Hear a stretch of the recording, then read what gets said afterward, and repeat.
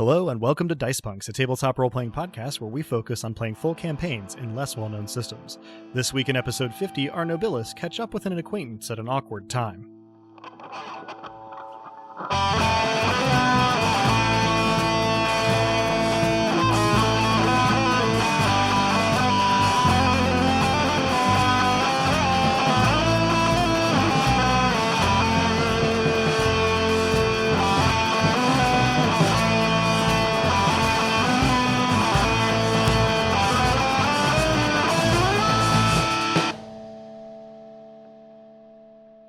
Hello and welcome. I'm Adam, your friendly neighborhood game master, and joining me are... Hi, I'm Drew, and I'll be playing Leorian Qatar, Viscount of Tempo, and Jarl of Revelry, aka right on the beat and life of the party. I'm Robin, and I'll be playing Lissa Crate, the Maven of Mania and Malice. And I'm Dez, and I will be playing Romnet, who wishes he could be secrets. We all wish things. Well, yes, dear listener, Romnet is a character played by Dez. How did you guess? Excellent, and thank you. Have we, do we think, any character stat growth, along with which, Romnet, you have an XP roll? I do have an XP roll. Unusually close to my microphone. You know, generally being close to your microphone, not a bad thing, so. I mean, fair, but, there's close to the microphone. There is. That's how you need to sound from now on. That was honestly quite Oh, I just need to be very close to my microphone for you all. big dog park energy. Absolutely, yeah. Yes. Dog park. Yeah. That is a pair of 3s and a pair of 10s. All right, well, it's... What texture has my experience? Yeah, let's see. This experience point is a, let's say, marble-sized felted orb of wool-like substance that is nevertheless cool to the touch. Anything else in terms of uses of XP this time? The entertaining thing, Adam, is that once this campaign finishes, we're going to have to publish the list of textures of XP. I think just that's for doable. everyone's entertainment and I think you should get real close to the mic and read them all off. That's Yeah. Oh, is this going to be ASMR then? Mm-hmm. Yeah, Light but for ASMR. our patrons. Exactly. At the gonna say- ASMR tier. XPMR. There it is. Yes. Yes. And As to spending of attributes. Yeah, no, go for it, Robin. I do not think I'm going to be spending any points this time, though likely next time, because I do have 4 mortal experience points that are burning a hole in my experience wallet, as it were. My experience wallet, if turned inside out, would have a little moth fly out of it and circle around a few times. I am tapped, so nothing for me this time. Well, if you kill that moth, you get a quarter of an XP. Oh no! It's a AD&D And you joke. cannot spend it on anything. Yeah, exactly. So, I believe that brings us to our recap of last time, which this time is courtesy of Romnet. So, we had returned to Bor and inducted Vruta into the Familia as Flare. We had a number of discussions thereafter, including books and Sealand's tactics and the nature of Imperators and Nobilis and distance from the throne between them. We, as an aside, witnessed and discussed Dusk's growing scatteredness as a result of his growing remit, as we had collected shards for him. Then we had a series of divinations, starting with Lissa looking into who was the first in this age to revel in their godhood, which she apparently experienced a vision of an entity named Mjoln, and came back with a fish-shaped piñata from which poured crystals that Lissa then smashed with her hammer. I recognize the name as being present in a very old play, but that similarly netted us little.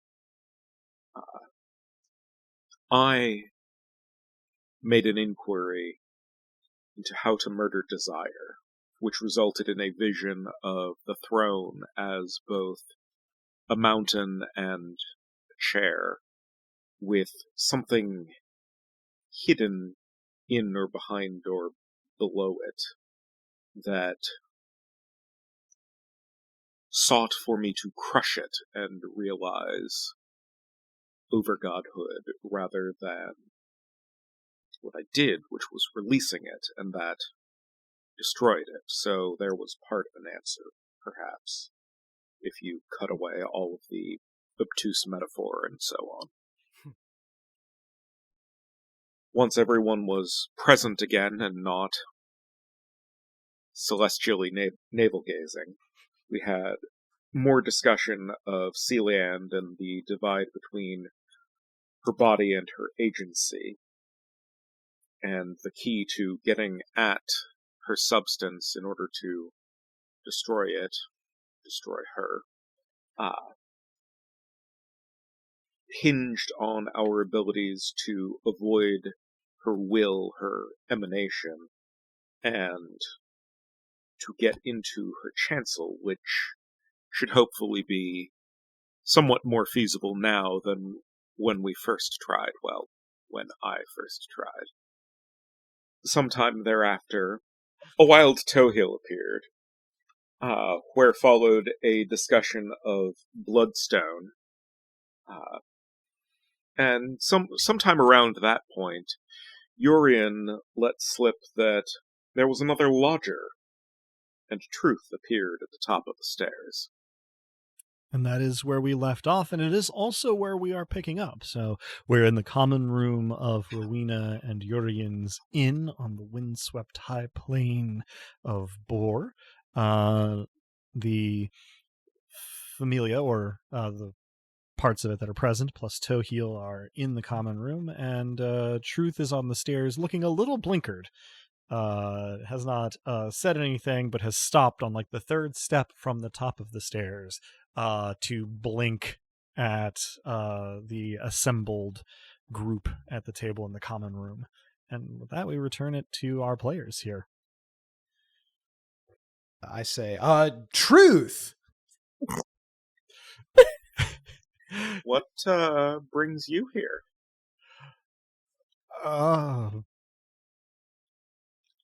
Hi. He takes a step back up to the second step from the top of the stairs, and then realizes that's a little silly, looks sheepish, and starts walking slowly down the stairs. And he says, "Right, I guess I knew I was gonna run into you all here. I just I was coming to get breakfast. Time is strange." Urian, for his part, already has a bowl. More generally, what brings you, an agent of Sealand, into Bor? Oh, right. Well, there's a couple of answers there.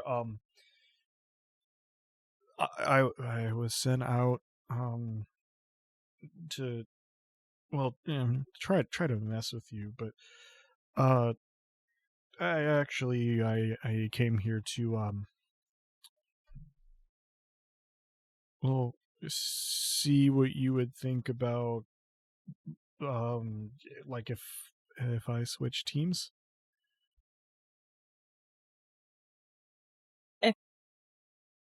If you will submit to Dusk's Red Tooth right, then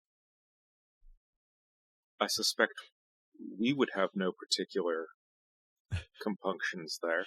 That sounds macabre. We would welcome you. I think you can sense that I we have bear issues with trust. ill will towards you. However, I hope you can understand our surprise given that your current employer, for lack of a better phrase, recently killed a friend of ours. Oh, Yeah, I suppose, why are you looking to switch positions? Well, you know, Celia, and he sort of like says it as though he expects her to show up. Is well, scary. She's scary. Yeah, she is. We're hoping to do something about that. But I, for one, would welcome you. I've always felt like you were being used, and with us, you would have autonomy. That does sound nice. He glances at Dosk, who of course is low on detail, but anybody going to glance at Dosk's sort of avatar presence here gets the vibe of extreme discomfort from him in this moment, and neither of them really says anything to one another. They just seem to regard each other, and then Truth sort of starts a little bit and goes, but I was able to get in here, basically to deliver something to you. As far as I know, it's benign. And he sort of pats around and then pulls out a sort of leather wrapped small flat parcel of the sort that like a courier might use to transport like official correspondence or diplomatic documents. I get between and it he and proceeds Dusk to come down the rest of the anachronistically. stairs in a sort of nervous shuffle, and then stand a couple of sort of like strides from your table, fidgeting with the parcel he carries. I put myself between the parcel and Dusk, anachronistically like a Secret Service agent. Mm-hmm. And I will relieve Truth of the parcel. He looks relieved. She didn't tell me what was in it, but I don't think it's anything that's gonna be harmful. It's not. I don't think it's. I don't think the thing itself is a trick or a trap. I step behind the bar and pour a glass of whatever I was drinking for Truth. Is there any murderous intent or potential in this room other than me? That's a lesser divination. Sure. There might be some coming off of Lissa, I guess. That's my natural state. Yeah, I will just sort of ping her murderous impulse if that's something I can do as a ghost miracle. I suppose so. I'm not I entirely set the sure what that would glass be down. like. Just as a, I see you. Okay. I set the bottle down with a little bit more force than I intended. Urian, for his part, has delivered Truth's breakfast and comes bustling back behind the counter and it's like, well, you're certainly welcome to whatever you'd like. But I've got it. And he sort of scoops up the bottle and corks it and puts it back. I nod to him before taking the glass with me from out behind the bar and holding it out to Truth as a one-sided toast because mine is already empty by this point. Right, yeah, he sort of sheepishly answers and takes a little sip, and then sort of hunches into a little cough that he tries to suppress, and then holds the glass sort of like in two hands near his heart. Meanwhile, Ramnet, you are holding this sort of leather document carrier, and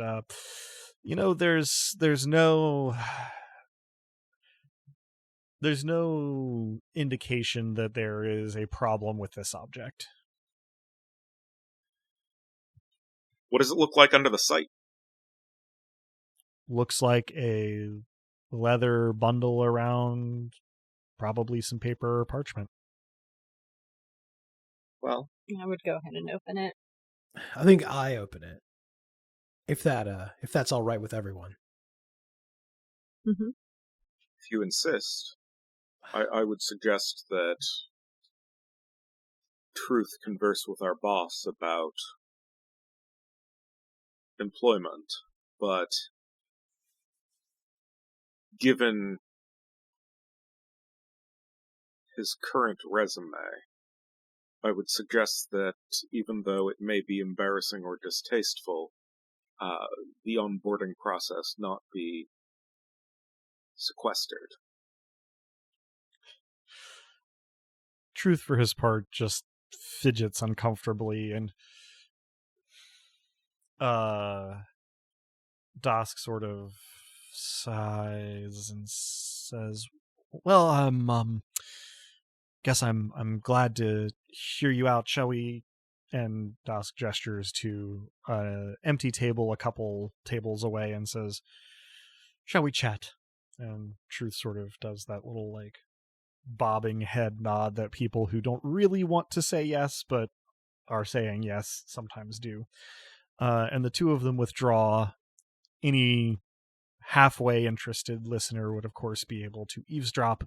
But in the meantime, Leorian, you have untied the sort of tethers on this bundle and unwrapped it. The first thing, go ahead. If I may, as they walk off, I give Truth a little squeeze on the shoulder and a nod. Oh, hang on. Let me make a quick roll here. When you squeeze his shoulder, he sort of flinches and then looks over at you and sees you and your nod, and he sort of like takes a deep breath and tries to square his shoulders, though it certainly doesn't come naturally to him, and gives you a quick nod back and then hurries over to the table where he and Dosk will converse. Leorian, you have unwrapped this little parcel, and as soon as the oiled leathers are like open, the first thing you notice is the perfume. It is a sort of mild floral bouquet wafting up gently from the package. Inside, creamy vellum has been folded and sealed in a purple wax that you have not really seen anyone else use. It must be fearsomely expensive. The seal that has been stamped into this wax is a symbol that you are familiar with. The sort of dramatis personae, the masks of tragedy and comedy, though they have in the very finely detailed seal that's been pressed in here cracks running through the both of them. The document itself is otherwise unadorned and hefty for what seems to be a sheet of vellum, either implying that it's wrapped around something or it's just very high quality vellum, or both. I run my finger over the seal, and then I think I break it. I do that thing where you try to open it without breaking the seal, but one usually finds that impossible. So you run your finger over it, and you realize with a start that it's not wax. It has the feel more of like a seashell. And as you run your thumb over it, it cracks and then crumbles. You unwrap the vellum, and indeed it is wrapped around a thin sheet of what is to Leorian an unfamiliar silvery metal, and it is just thick enough to sort of be rigid. Lissa, you sort of squint at this for a moment and then realize that this is a just comically absurd use of platinum. It seems pure. And it has been etched very, very finely with a sort of message. But it's hard to read from a distance, and Leorian, you are noticing that, yes, but the vellum that was wrapped around it, sort of in a thirds fold with the sides kind of bent down to encompass the metal, actually does have sort of a letter written on it. The letter reads, Familia Nil. You are cordially invited to the festivities at Tintern. Please arrive when you'd like. Dress code is whatever you'd like it to be, and you are welcome to stay for as long as you wish. Present the enclosed invitation, and you will be admitted. And then at the bottom it says, Best wishes, Celiand. The enclosed plate of platinum is engraved with the formal language of the invitation. Can I... That is the most tragic use of the forge I've ever seen.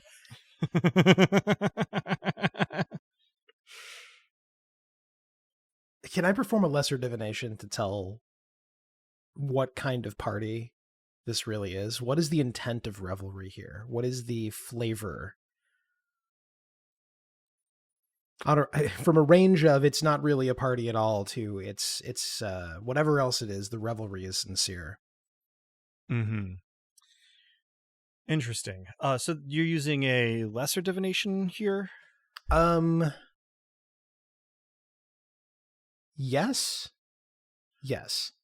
Entirely reasonable. The process of this divination is not unlike looking into the distance for something that you know will be there and trying to kind of squint at it. What you perceive of this revel is that it began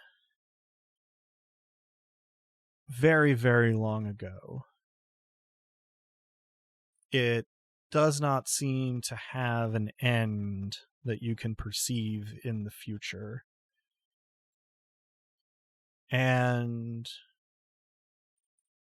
it gives you the impression of very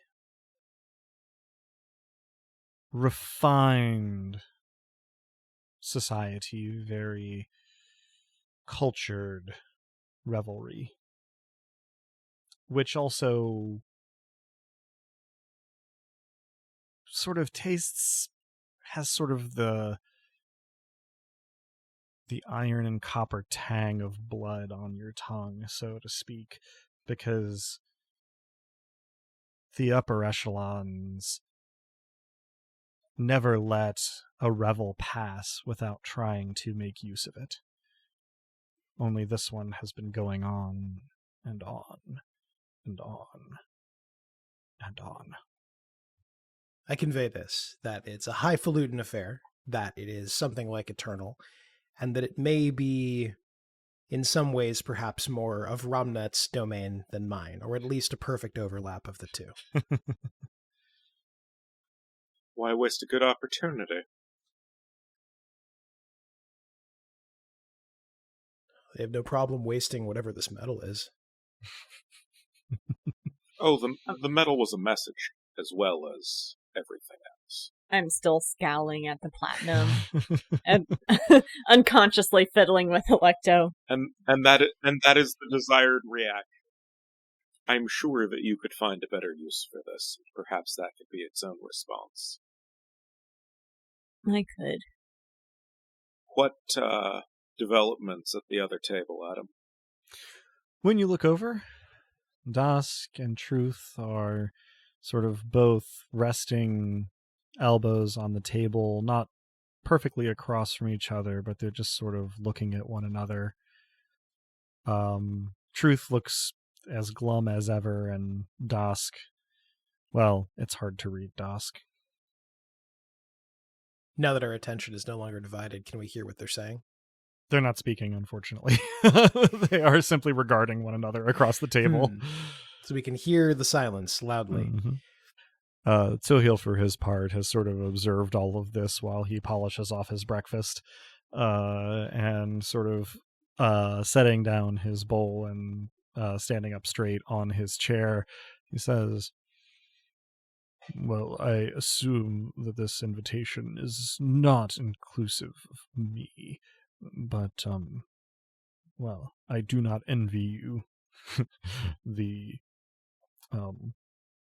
invite, the inclusion in the event. If it is permissible, I shall rest here and recuperate some of my power and then see where I may be of use. If there is anything in particular that you would have of me while you undertake the next leg of your own tasks, well, you know where to find me." Of course. Thank you for your assistance. I wish you a swift recovery. I nod before once again gesturing to the platinum, like, are you fucking seeing this? Tohil is a bat and does not have human expressions, but he nevertheless manages to eloquently in his tone convey a roll of the eyes. He says, "Yes, you would not have seen any such thing in Zalaban's realm." But do you You could turn it into a killer paper airplane. do we have those? I was honestly leaning more towards and always, like, Liza's not saying this out loud, but I was leaning more towards a fish pinata. It's a hell of a pinata. I guess for the divine. Very small. Yeah, very small replica of the fish pinata. Sure. So like a charm of a fish pinata. Mm-hmm. A little fish pinata with 2 Jolly Ranchers in it. Mm-hmm. I do look to Tohil and say, what do you think would be a better form for this that would in fact relay a message? You mean, how would I have sent such an invitation, or what should you do with the material now that you have it? What should I do with the material? I suppose that depends entirely upon whether you intend on presenting it for entrance or not, but if you have no use for it, he sort of cocks his head in an extraordinarily adorable way as he sort of hooks his wings back across himself, sort of collecting himself. He sort of regards it for a moment, and then he says,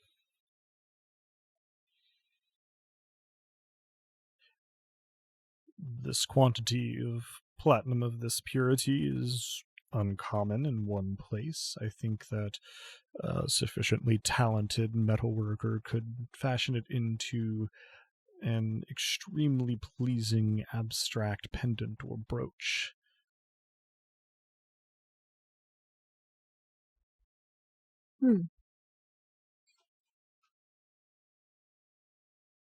Yes, I think I've could make something lovely out of this. It is my opinion that when such things are removed from the embrace of the earth, they should indeed be made beautiful and, moreover, expressive. But there are perhaps many uses for such a thing.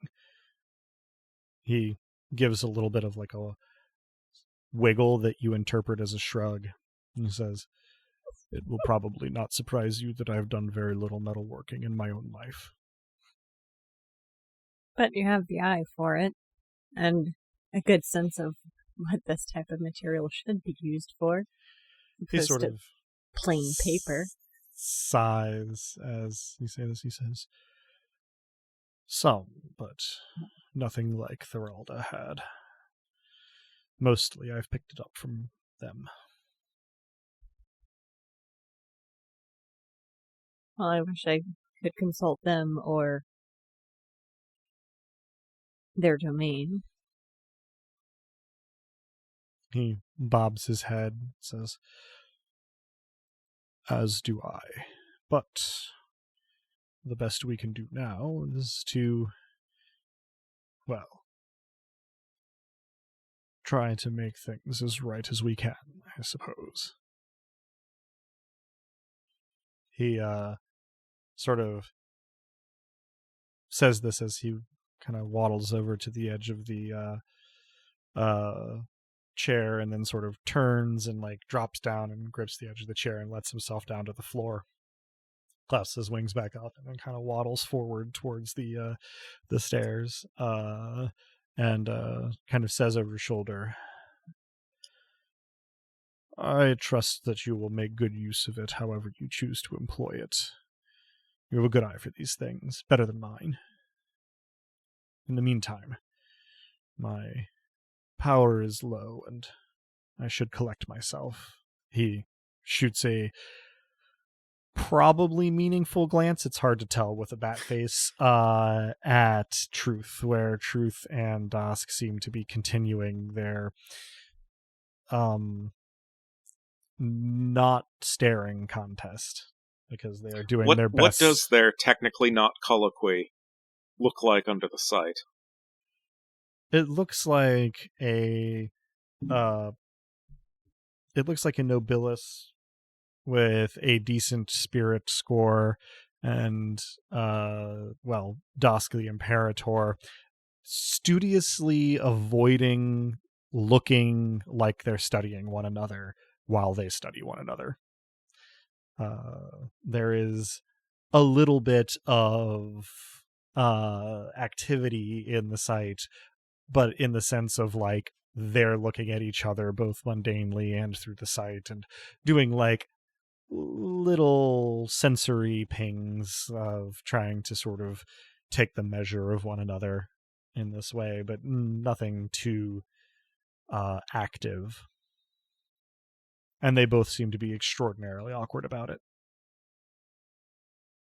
Par of the course. Quite. With that, Toheel makes his way sort of waddling on his hind feet to the bottom of the stairs, and then unclasps his wings and does that little like quadrupedal crawl that bats kind of do on walls, but like up the stairs. This is just an attack on Robin. Robin is feasting. Prior to the actual departure, I give a look of gratitude and a bow, as close as I've probably come to one in a hot minute. So it's a clumsy, if not genuine, gesture. Mm-hmm. For his part, he is not built to bow in return, but he gives you what's the word I'm looking for here? A dignified nod of the head as he turns, which again is out of place but very adorable on a bat. So targeted. Look, I didn't come up with him to target you, but once your reactions to him were well known, it was kind of hard to avoid embellishment. And I do like to point out the ways in which Toheel is inhuman while imagining a scene. It's very it's not that I'm angry about being targeted. So Tohil is retired. Robin is dead in real life. Slaying of the cute. I would go no other way. Indeed. Just so. So, yes, you now have on the table before you this vellum invitation, perfumed and just incredibly luxurious. And then you also have the platinum invitation, and you also have Truth and Dusk seemingly trying to decide how they should proceed a couple tables over. I'm going to take the platinum and do a couple of divinations on it. Mm-hmm. There is no Michelangelo in this world. But there is Varric, who once told me that what he was doing was actually freeing the form of what the material desired to be. So my divinations are all going to be fury. Okay. First, to sense if there is any fury at being misused, so by any tutelary spirits or the material itself. Mm-hmm. So this actually reveals something kind of interesting. This material is, to all appearances, mundane and divine, mundanely platinum. But the tutelary spirits are strangely inert. And it takes you a moment to puzzle out what you think happened here. This seems to have been created via a realm miracle. This platinum was never in the earth. I am going to do a creation of fury and the tutelary spirits with the intention of making them realize they should not be inert and mad about that. Okay. So functionally, you are creating tutelary spirits. Yeah, but also like giving them a sense of what their origin should have been had it not been wrested from them. Yeah, you get sort of a flare of combined fury and confusion that you can feel the invitation kind of quiver for a moment, and then they kind of run up against the edges of what their nature allows them to do. Metal that has not been heated is not supposed to move. It is not supposed to do any particular thing. And so they seem to be more active, more, shall we even say, aware compared to how they were before. A little bit more like natural platinum, but they don't seem to know what to do with that or be able to do it. It's, tutelary spirit psychology is it's not obscure or complex. You may be the first to investigate it. Yeah, I'm embarrassed to do a deep dive into this. It is certainly, it has fewer levers and more limits than human psychology, shall we say. Yeah. So they run up against the limits of what they feel they are supposed to do. Is that what I'm understanding? I mean, it's sort of like, they have this energy, but they don't have a whole lot of sophisticated thought processes, and they are still bound by like being metal, right? They are bound by its properties. And so they are sort of like, I don't know, if you convinced the sardines in a can to mosh, there would be relatively little that would actually change inside the can. Yeah. So, but now that sounds like an aspiration. It really does, honestly. Are there canned goods in this world? Can I do a creation of fury and create a canned mosh pit?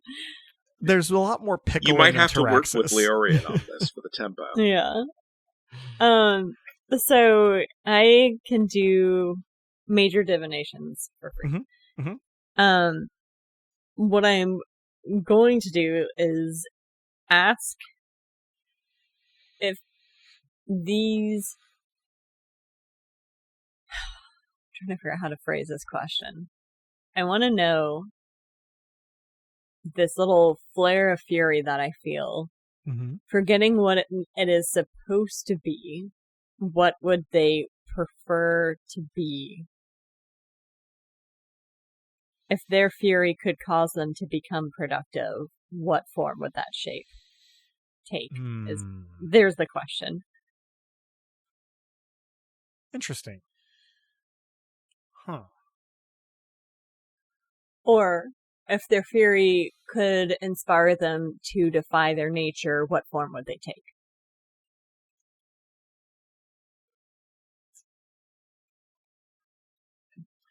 So something that tutelary spirits don't have is an imagination. They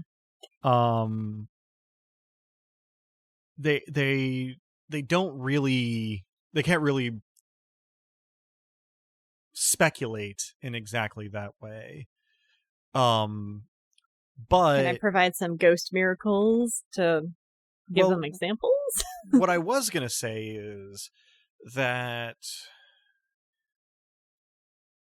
they do sort of respond in a sort of in a sort of microbe responding to environmental stimuli sense of the word, to both the ideas of being useful and being, shall we say, changed from time to time. Those seem to be the resonant ideas. Though, again, even with examples from Ghost Miracles, they aren't really able to conceptualize anything on their own. Okay. What is clear from your investigations is that if you are to take this sort of inchoate desire in any particular direction other than the one that they're in, it will mean that you no longer possess your invitation. You will possess something else made of platinum. I don't think the invitation itself is the concern here. We would be we have the vellum. True, but it instructs you to present the invitation in order to gain entry. Like, that is explicit in the invitation.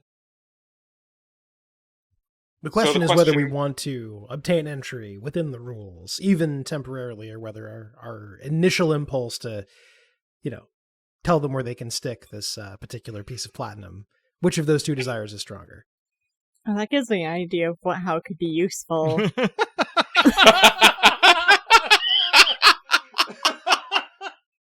We're so used to functioning on metaphor around here.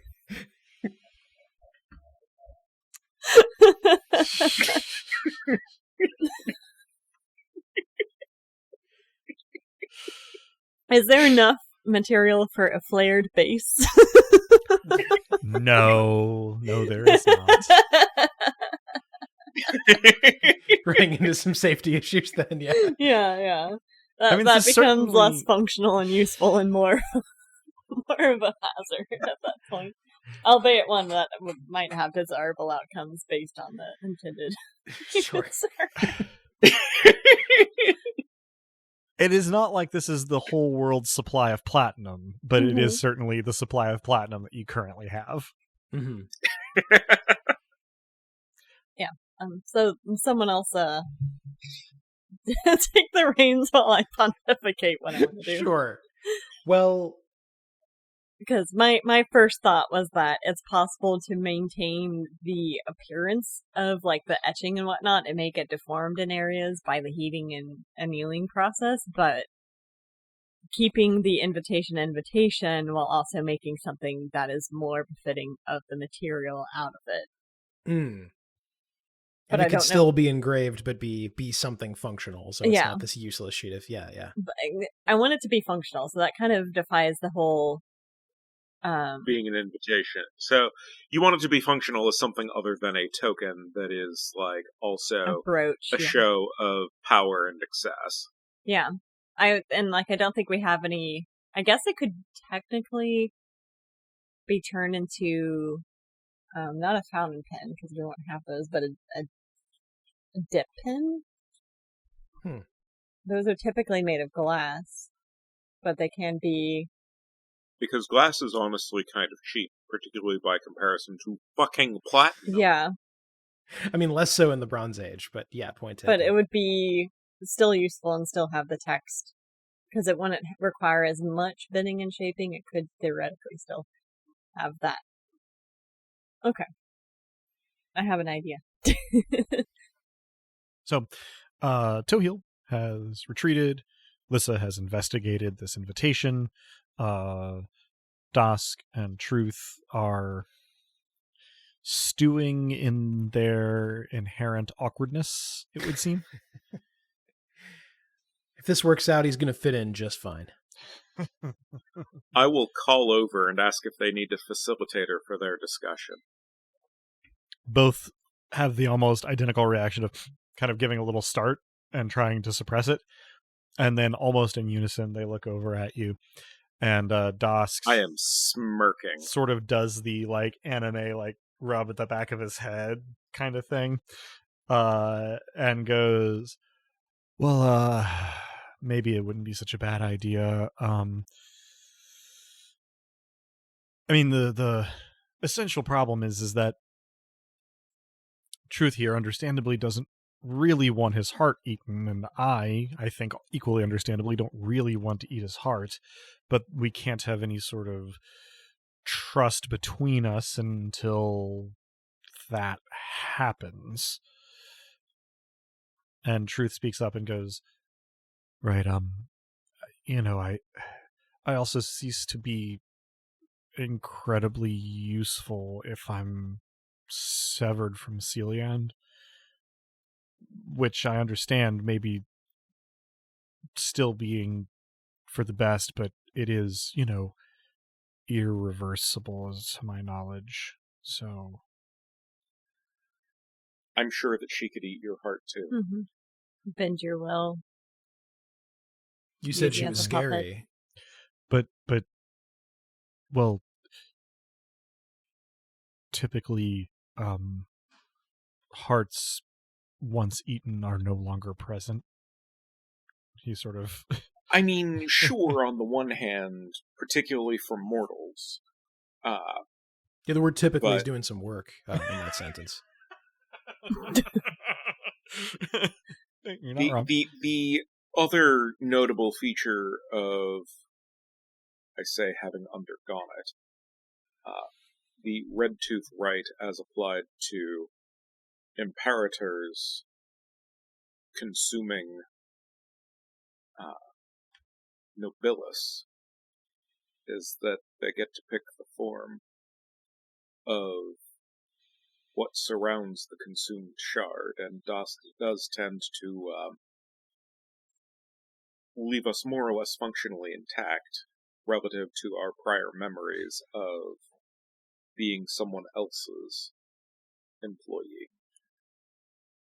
After all, your boss ensured that our erstwhile boss wasn't. And that has its own health complications.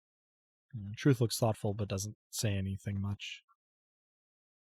If you are concerned about losing any of your, I guess, experience or emotions or feelings or your you-ness without your heart, hopefully you can see enough of who Ramen and I once were to know that's not the case of what can come from the right when it's performed by someone with good intentions. You've met them before, and we're the after. Truth cut. Also, it's worth noting that if you are suggesting that you betray betrayal, you understand how that folds back upon itself. Yeah, as you're talking, he's looking sort of thoughtful, nodding his head, and then you bring up betraying betrayal, and he sort of looks a little spooked. And Dusk sort of chimes in and says, I also brought up that, well, it's not impossible that despite our scrutiny with the site, this might also be some sort of poison pill operation by Celiand. I don't know exactly what she's capable of, and I'm not sure I want to take the risk.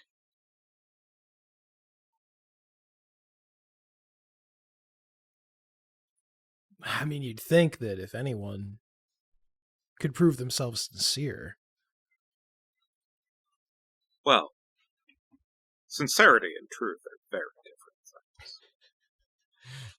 This has never occurred to me before. I will pat Leorian on the head. Well, if you were to confirm that it wasn't through a miracle, technically speaking, the preservation of the truth of it not being a poison pill should make less of a signature than a destruction of truth. Alternatively, you could consent to a greater destruction of murder, if there be any on, about, or in you. It would not remove all possibilities, but... Yeah, Truth sort of is looking to one side and nods a little bit, and he says, well, also, I hadn't brought it up yet. It wasn't super relevant, but he sort of gestures towards the invitation. He says, I'm probably supposed to show you where to go use that. I mean, Boar's honestly really convenient that it can be accessed so broadly, but, well, Tintern really only has one entrance, and I don't know if I can find it if I'm no longer her Nobilis. Maybe, but... Is it a metaphorical entrance, or is it a single physical point? Both, I think. I may be able to compensate for that, if you can recall the geography. He nods, says, Probably. Yes, no, probably. It's a ways, though? We've traveled further. The main thing that we would like to provide for you is an opportunity to not be under a thumb. Well, we'll provide for you autonomy. Mm-hmm. We will require from you that you are neither an agent nor a tool of betrayal. That being the central concern here. Is that the poison pill? That... Of course it is. Betrayal and all, sure. I guess you could lie sincerely in a certain sense. I will smile. If I had a gold star, Leorian, I would give it to you. And you probably can't tell whether or not I'm lying. The fun thing... Truth can, but that's never mine. The fun thing about you saying that is that it has an entirely different meaning in the context of Taraxis than it does in the context of modernity. Where I'm from, some people will say things like, oh, bless you, and they don't mean it as a compliment. Truth murmurs, audibly but seemingly to himself. You'd be surprised what people can be sincere about.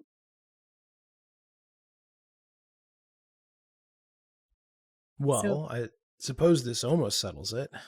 If we don't need you to be tied to betrayal in order for us to attend the party, should we decide we want to attend the party, and if we can assure you as much as you can be assured that you'll still be you, then I think the remaining question is, I mean, you said she's scary. Are you more scared of what is, or what could be.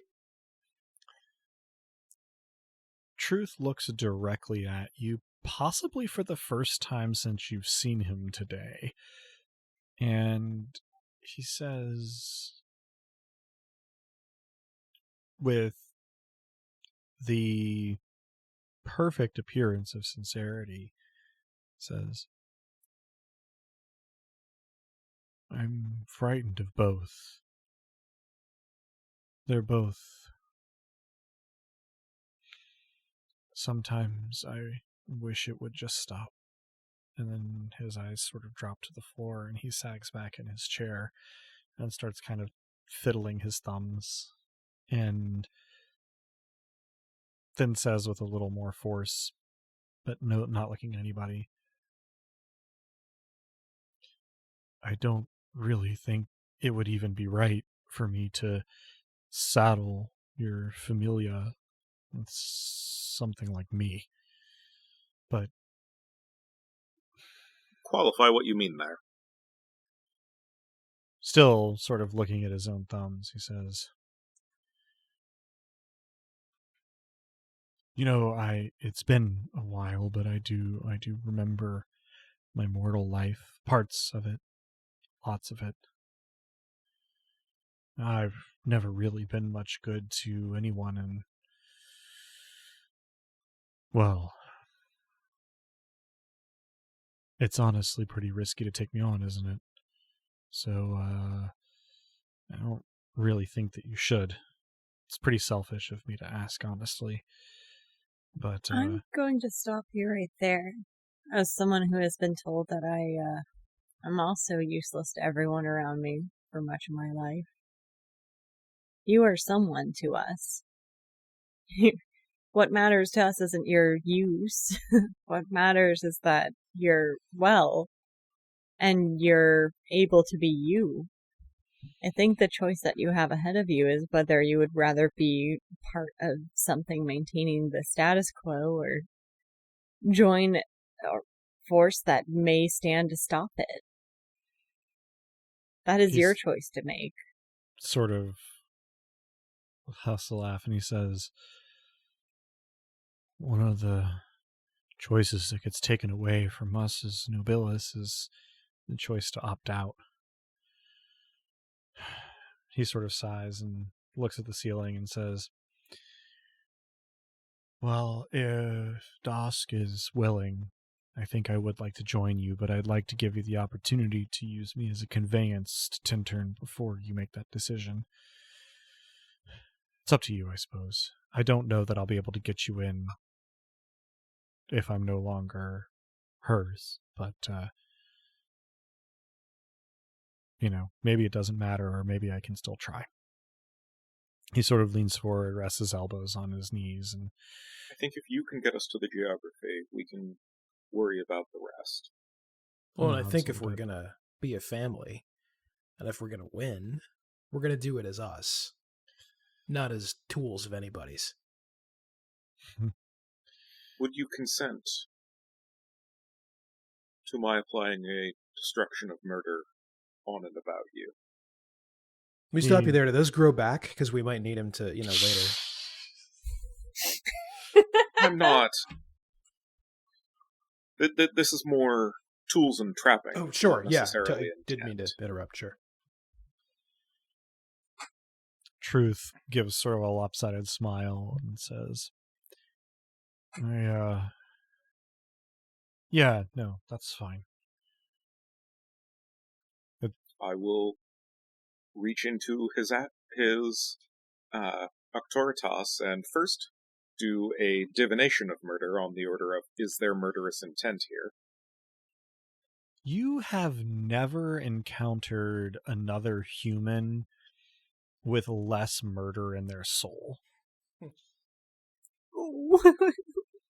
I'm glad we're adopting him. And is there anything else on or about him that might qualify there? You... Actually, The thing is, I've been percolating this possibility while we were talking, and I still haven't come to a solid conclusion. So I'm going to give myself the opportunity to foist a roll upon you. Roll sense plus eerie 8 dice, and there is a difficulty assessed. So there's a minimum necessary success. Okay. So it is looking like... Okay. So we're ignoring the pair of 2s and instead going with the 3 10s. Ooh. 3 10s, quite nice. So it's not exactly your estate, but it is certainly detectable with your estate.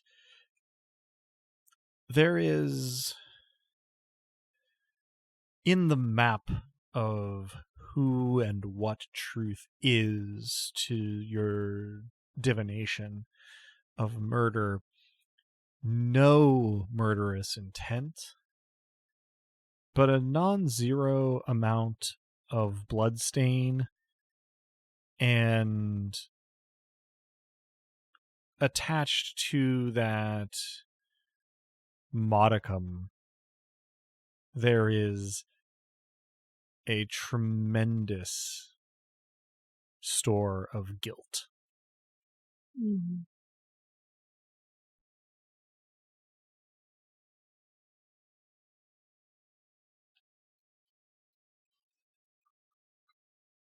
Probably the most salient thing for your divination is that there does not appear to be any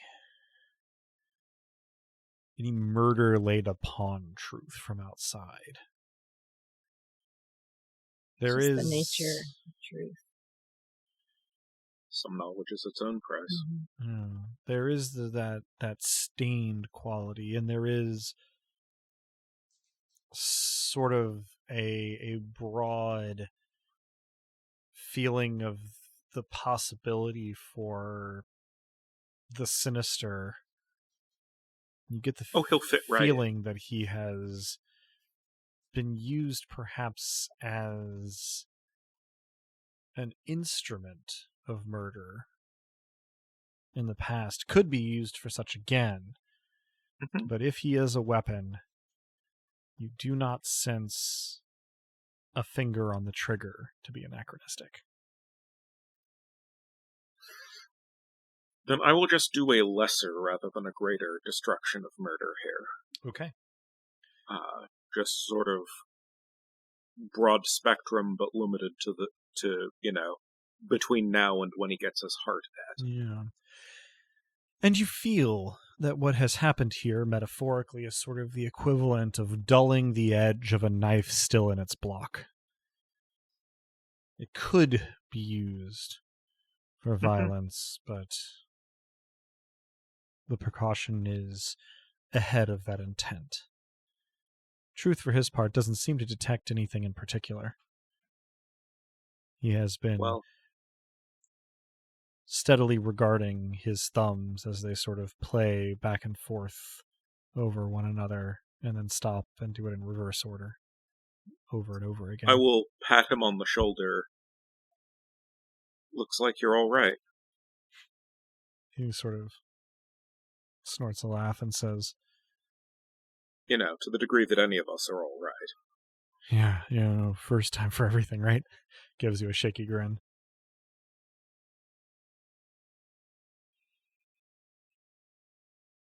Just for paranoia's sake, I would like to,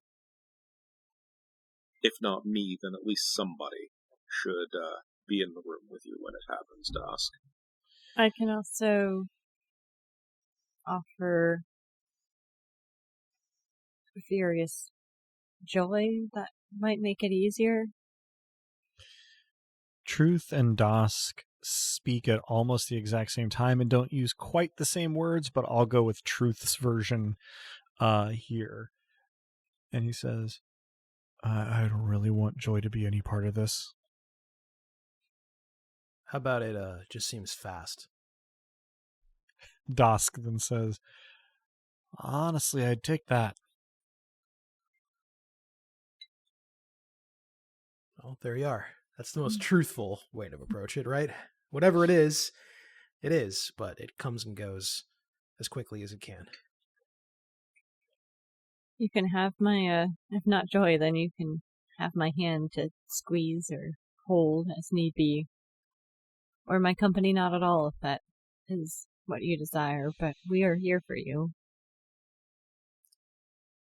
Truth nods and Dosk goes, well, I suppose let's get maybe Urian to head to the back room, and I don't know,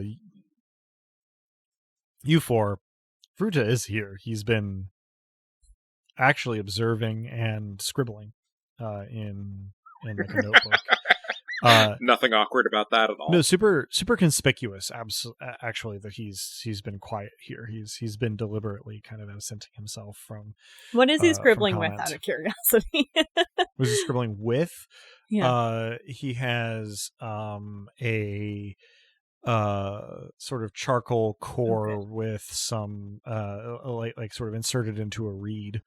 That he is using to write. Does he need a new writing implement? Is that what you're inquiring, Robin? I was just curious. I did not. I am holding on to an idea right now, and we'll see if I have the opportunity to tastefully enact it. Okay. Fountain pens are the classic bar mitzvah present, but those don't exist yet. So, what are fountain pens? Fountain pens. Yeah. Yeah, he's actually been deliberately sort of quiet and obscure presence in all of this.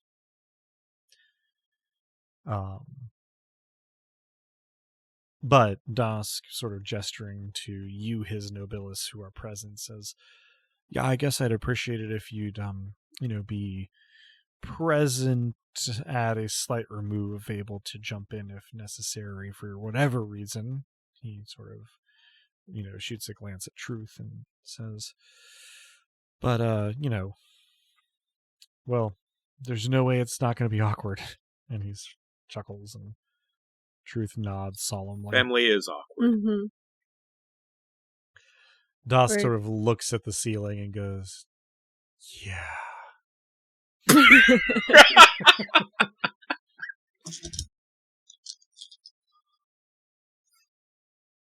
I give him a very empathetic look that recalls the fact that two of our family members are sharing space. And more. Space, yes. Yeah, space being the least of it. Yeah, there's not a lot of space between them in some circumstances, but we're not going to go there. Sure, yeah. Wink. And then God ate his heart. We all saw that it was good. Well, the fun thing about that is that for a long count of 3, Truth studiously looks at the floor between his feet, and Dosk remains looking at the ceiling. Both sort of aware of the next thing that's going to happen, and neither willing to be the first to initiate it. I cannot make them proceed, but this interminable pause and the thing that must inevitably come after it, or not inevitably, but necessarily, all of that will seem to pass much more quickly than in fact it does to all involved. That is a mercy. You are merciful. You are unpregnanting their pause? That would be an aborted pause, I believe. Yeah. I am. That's illegal in at least 16 states now. Yeah, well, this is a campaign about overturning the order, so yes, the pause is hereby aborted.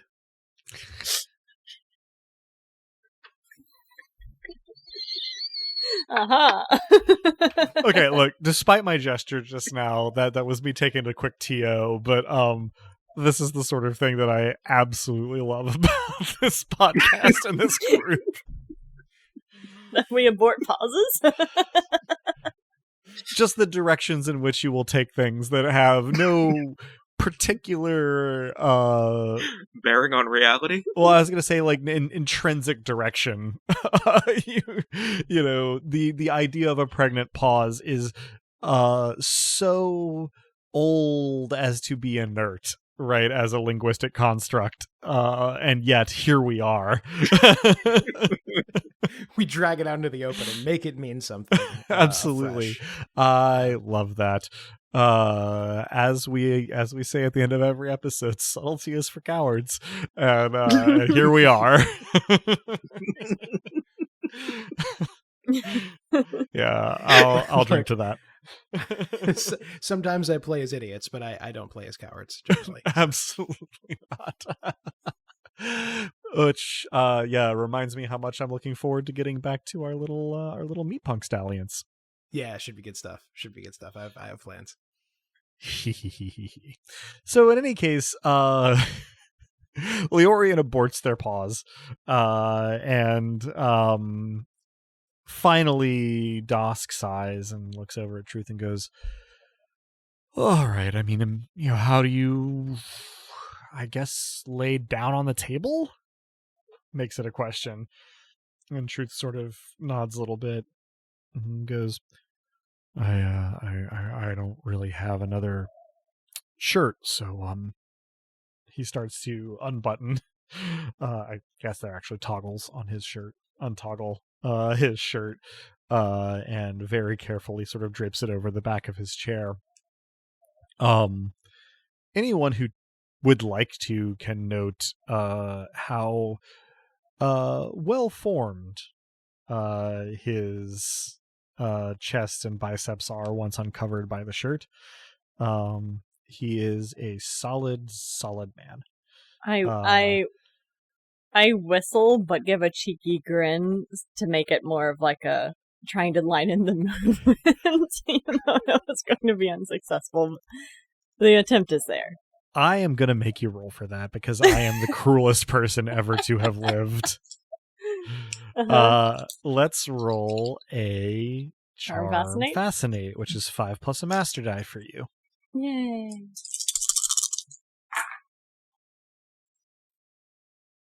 That is going to be 2 9s. 2 9s, most excellent. I am also going to just elevator eyes.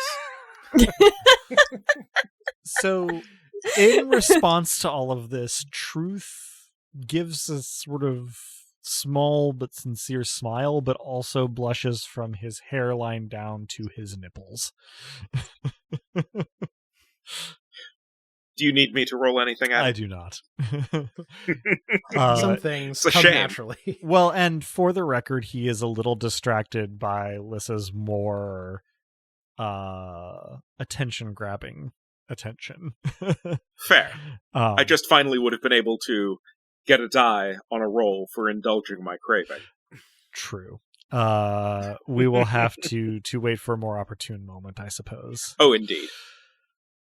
So, having taken off his shirt, having blushed mightily, Truth awkwardly climbs onto the table he and Dosk were sitting around and lays down on his back, seeming to be unsure of what to do with his hands. He settles for keeping them at his sides, clenched into tight fists. Dosk stands up with a resigned and gusty sigh and moves to the side. He puts a hand on Truth's abdomen and says, "Look, I'm sorry, but there's no way not to make this hurt at least a little bit. But hopefully, well," he glances at Leorian, "hopefully it'll be over soon." Oh, hold on. Mm-hmm. We are in the realm currently. We are in the realm currently. So I could do miracles that are not related to my... Correct. And I happen to be on very good terms with the Fair Lady of Sensation. You do? So upon hearing this, there's a visible Tyroxan version of a light bulb that flickers on. An oil lamp sparks to life over your head. Yeah. And I perk up and say, but perhaps I can if I do a miracle of... Oh, that's going to be costly. Sensation. It's worth it. Mm-hmm. I'm going to spend all of my realm miracle points Mm-hmm. on a lesser destruction of sensation. But I'm going to give voice to... I'm going to remove the sensation of what's about ready to happen if I have your permission, Truth. He chuckles nervously. Anything you can do to help. Yeah. Thank you. Then I go through with it. All right. That'll be 4 realm miracle points already knocked off your sheet. Thank you. And Dosk takes a deep breath and radiates discomfort from his scribbly silhouette in a way that his expressions cannot convey in this form. And then as you watch, he brings both hands to Truth's sternum and pries apart the ribs over his heart. The sound is, well, I guess it's a little bit humorous to say god-awful. And the sight involves just a mess.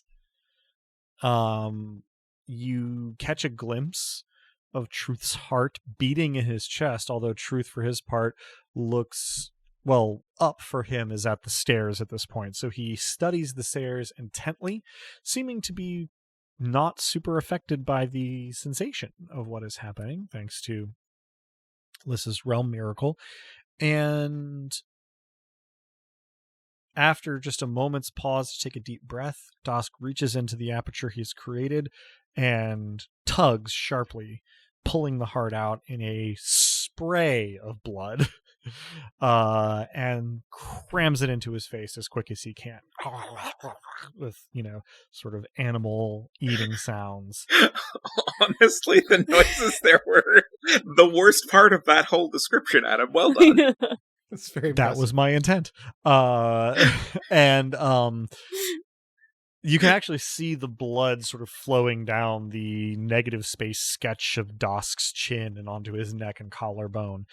Amusingly, you can only tell that he's wearing any clothes because of how the blood soaks into the collar of the shirt that he is, quote unquote, wearing in this form. And the animalistic devouring noises are interspersed 2 or 3 times with suppressed retching noises as Dosk chokes down Truth's heart. I've done this before, however, watching it happen to someone else is very different from being an actual actor in the situation. So whoever is standing nearest to me, whether that is Romnet or Leorian or some combination of there, and suddenly has a firm hand on their shoulder that is bearing not an insignificant amount of weight. Certainly, I'm going to rule that that's Leorian. I start at the presence of the hand, but then do my best to be a steady support. Yeah. So, in probably 90 seconds or so, this is, well, more or less over. Dosk is wiping his mouth and desperately clenching down on his nausea. Truth is mostly insensate as of this. Dosk, for his part, sort of turns to face his other Nobilis here, and his, sort of bearing drifts to Vruta, and he sort of says, well, that was a tipping point. I'm going to be asleep for and then he sort of crumples in his chair and starts snoring softly.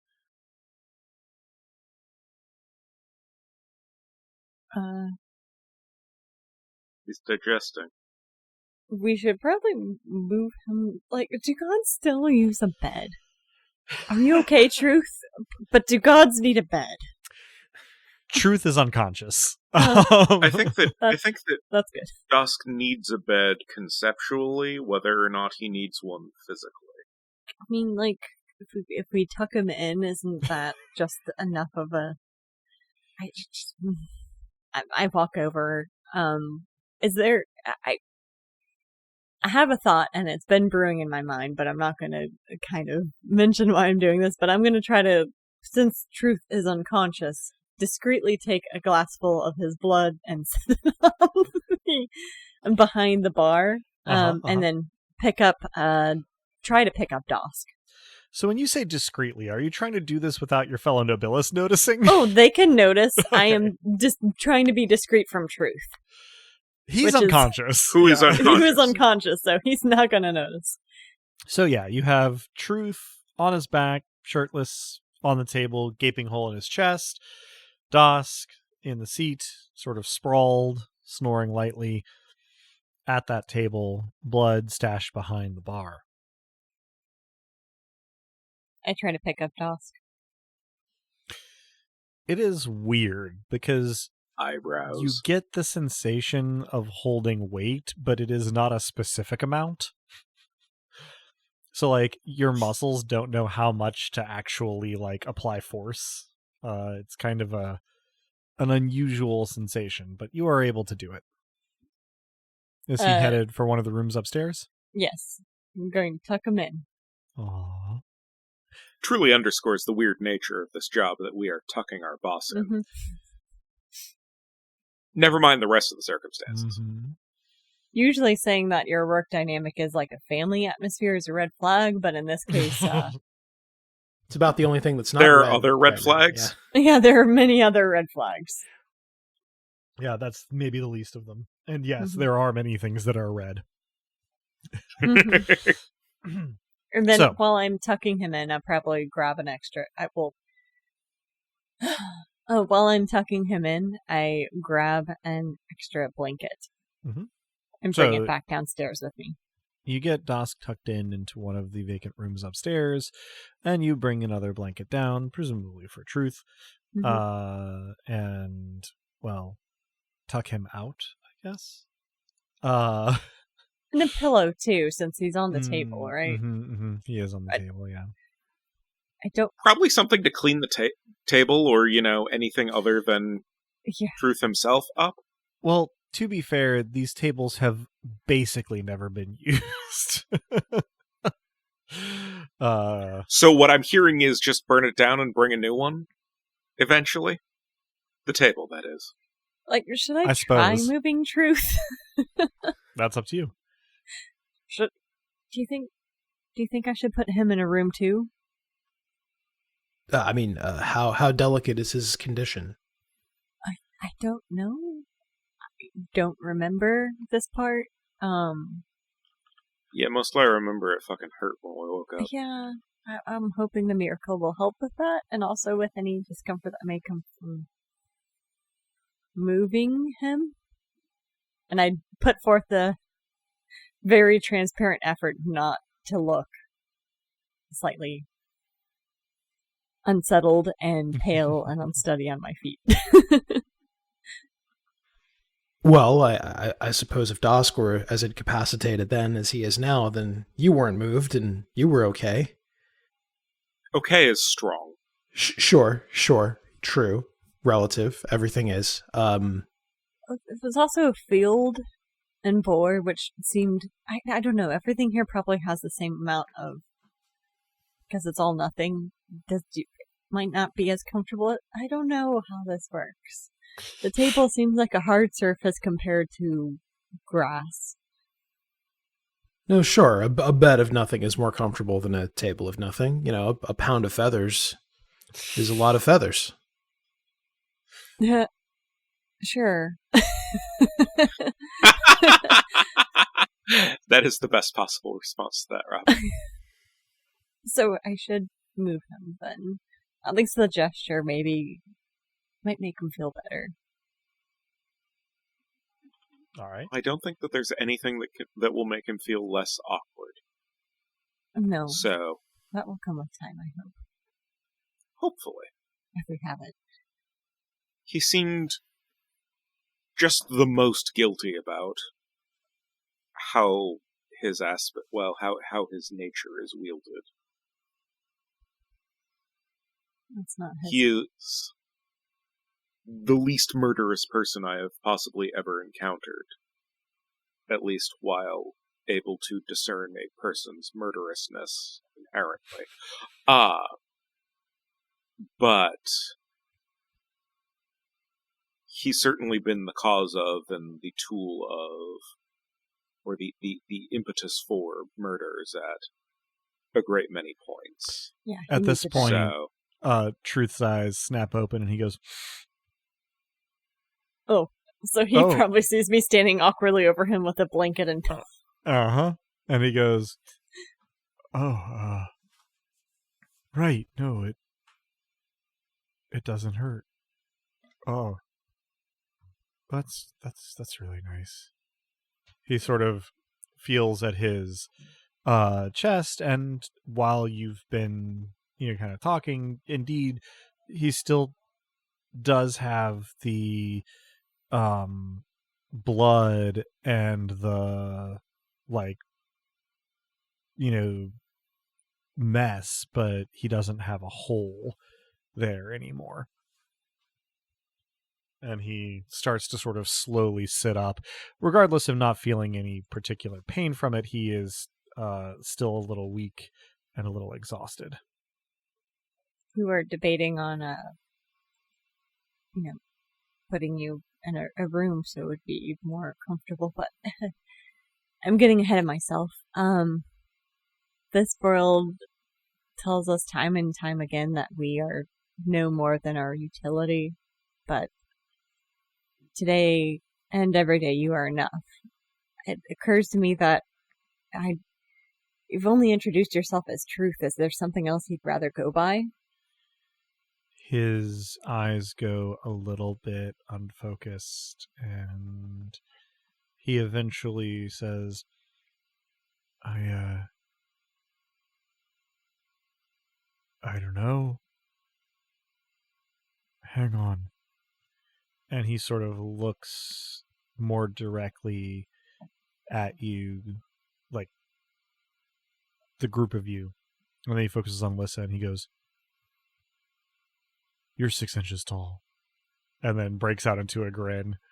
And he looks over at Ramnet and he says, You've got blue eyes. And the grin widens.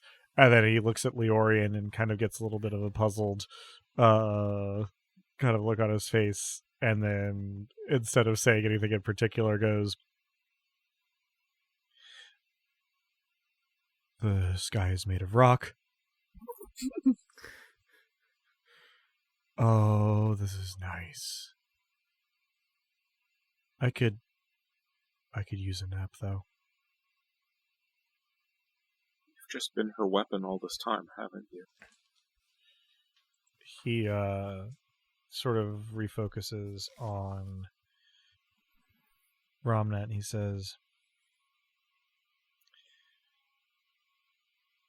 "A lot of the time. It's going to take a little bit of getting used to." He sort of cocks his head and he says,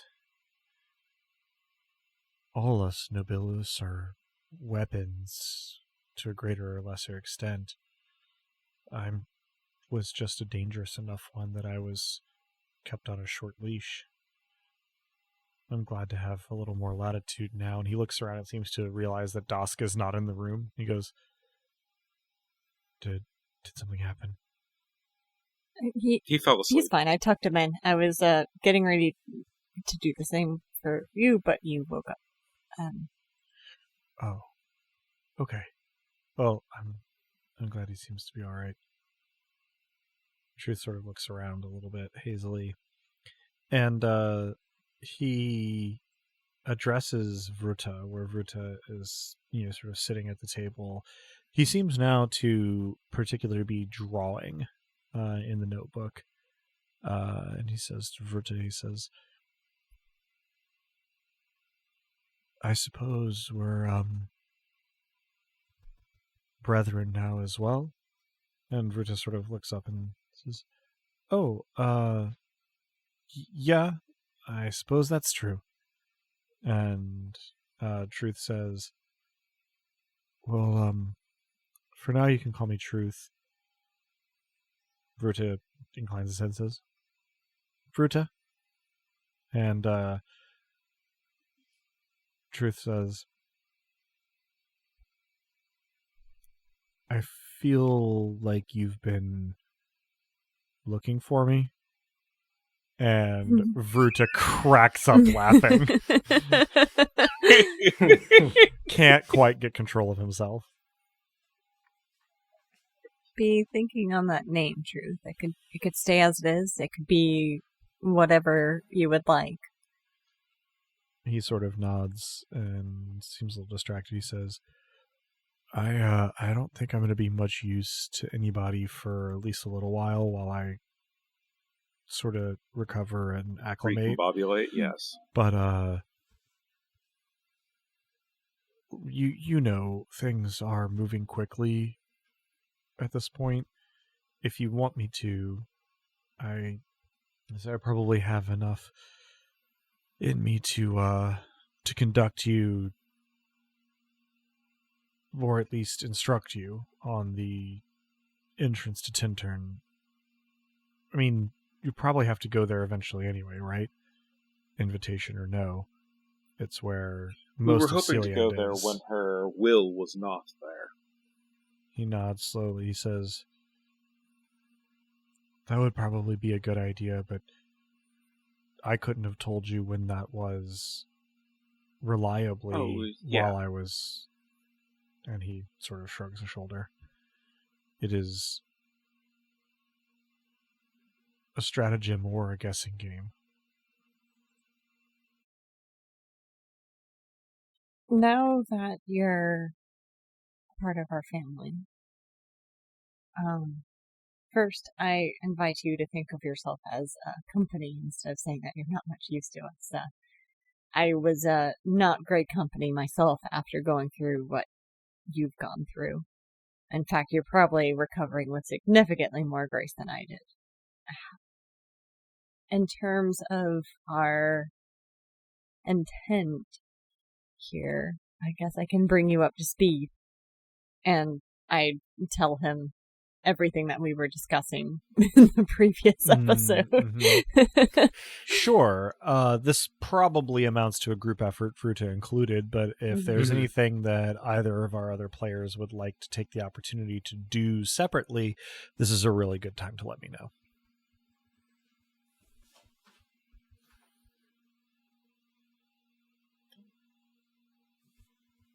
If nothing in particular. I think the one thing I definitely do is inquire as to what Vruta has been so furiously scribbling. He will, with energy, if not effusion, tell you, well, I mean, the interaction of Familiae Caelestis, and the process of a divine red tooth rite. These are things that have, as far as I know, not been recorded before. I don't know if this will ever be a book that gets circulated exactly, but, well, there's been a lot to learn here now that I'm not needed as the font of information. Exactly. So I've been trying to document the process of becoming a nobilis and the nature of imperators, and then documenting interactions between nobilis of different familiae and, well, he gestures to the common room in general, these proceedings as well. The nature of poor is actually still a little bit hazy to me, so I've been trying to document details there as well. It's clear that the natural laws don't really apply the same way, and he sort of peters to a stop. Well, it may be worth remembering that you are familia, as well as an observer and documenter of supernatural phenomena, as it were. From here on out, you are a supernatural phenomenon. And whatever you write should be narrated in the first person. If you document me, make sure you get my good side, which is an easy task because it's all sides. They're all good sides, let's say yes. Vruta looks at you with an intensity that is different from the way you are used to receiving intense gazes. And, then says, "Yes, you present a remarkably consistent picture."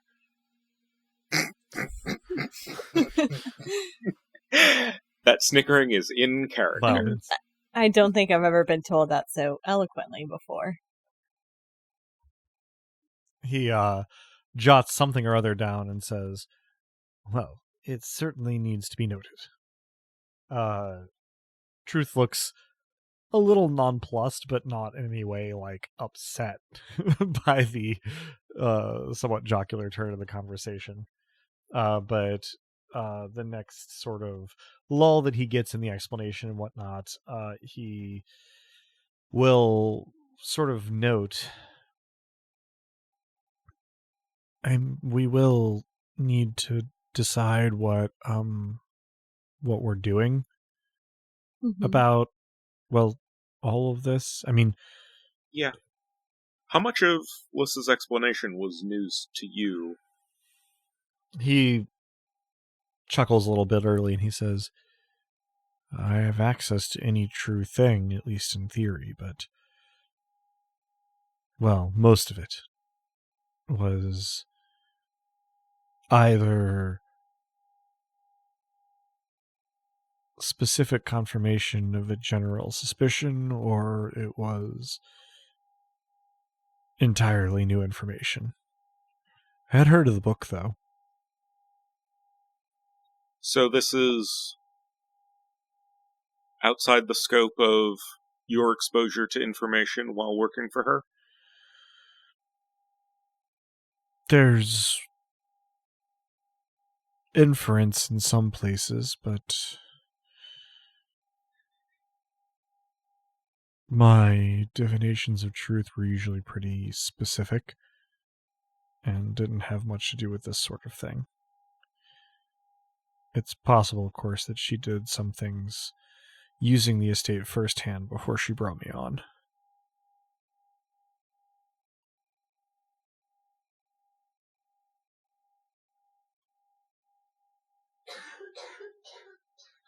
So, I guess the main question is to attend this revelry or not, considering that it's another one of her traps, almost certainly. Obvious trap is obvious, but it also leaves us without good alternatives. Mm-hmm. That's becoming a bit of a pattern, and it's worked out so far. Truth sort of says, I haven't really been allowed in the main part of the chancel. I've pretty much only seen the heart, which maybe I could get you to, but I couldn't guarantee it. It is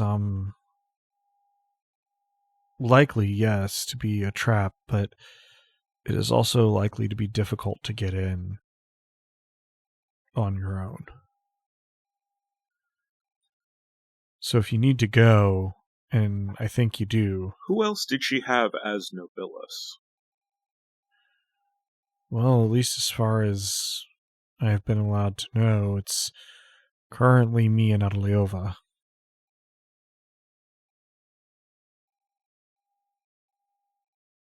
So she operates a very small set of agents. He sort of shrugs non-committally and says, that, or else she silos you all extremely thoroughly. Right, no, that could be the case, especially if she had a Nobila who stayed in the chancel for the most part, which I've sometimes wondered about, but I don't have a lot of evidence for. In any case, I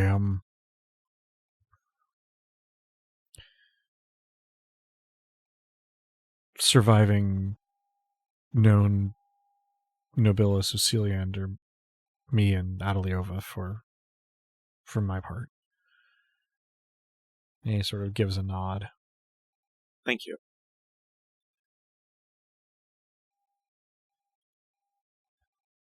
I think Adeliova might be as conflicted about her role as you were. I know she was part of the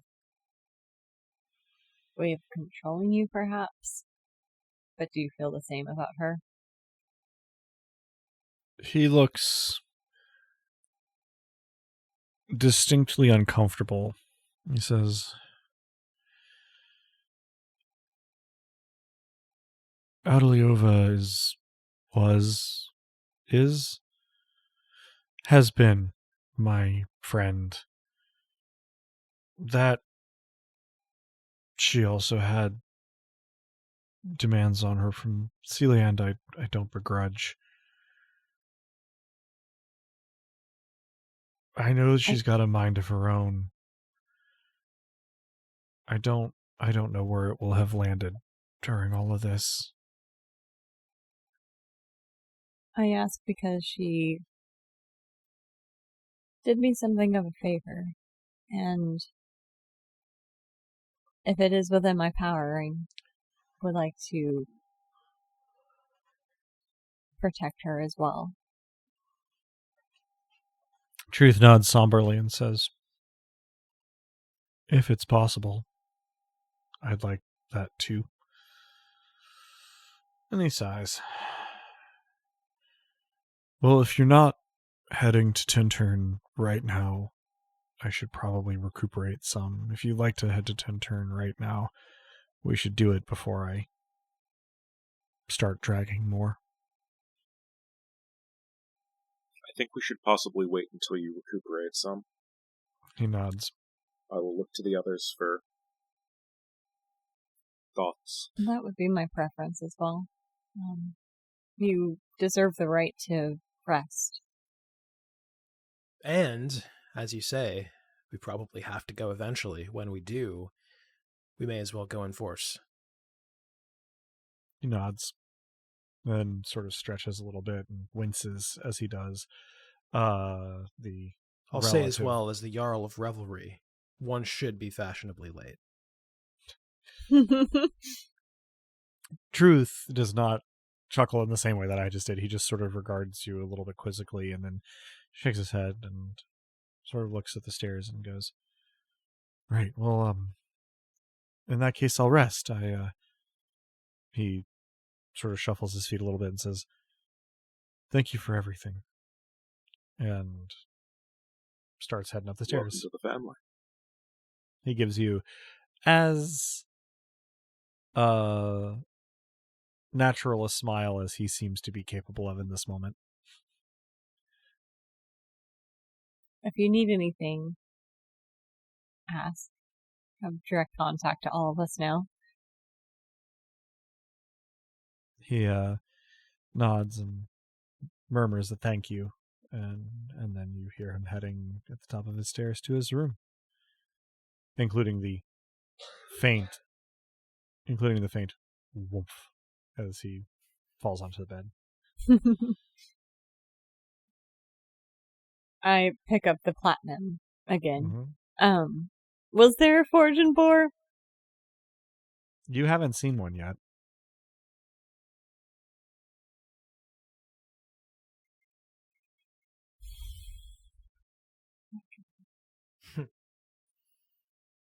See, I used all of my relevant points to make sure our friend Truth felt no pain, which was worthwhile, but I am left with but one, which I can't do a whole lot with. Indeed. Where did, can we call, oh my gosh, I'm spacing on his name. Barkeep. Urian? He was sent to the back room so that he would... Can we call him back? Yeah, sure. I call Urian back. Yeah. He comes bustling out as though perhaps he was very close to the door and then took 3 steps away before coming back in to make it seem plausible. And he comes back out. He's got a small cask of cider under one arm. He says, "How can I be of help?" Is there a forge in Boar? He looks a little bit crestfallen. He goes, "I gotta admit, I haven't really spent a lot of time outside of this building." Also, don't clean the dish that I stashed underneath the bar. He looks a little confused and then glances and goes, "Oh, no problem. If anything, keep it in the fridge. No that exists in this world. Guys, yes. If anything, keep it in the. If they would, I forget what it was called. Like those little, like, do we have one of those cooling chambers that's near the springs to keep the temperature down underground? Honestly, given that we are in the domain of nothing, it could just be a box suspended in void. True. However, the cellar of an inn is unlikely to have such a construction. He sort of catches the gist of what you're saying and goes, I can keep it in the root cellar. That'll work. Pinch. He bobs his head and carries it at arm's length down, like out of the room. I am going to do it. I don't know if it's going to be successful, but a greater divination of fury, asking for the specific furious signature of the furnace within Boar.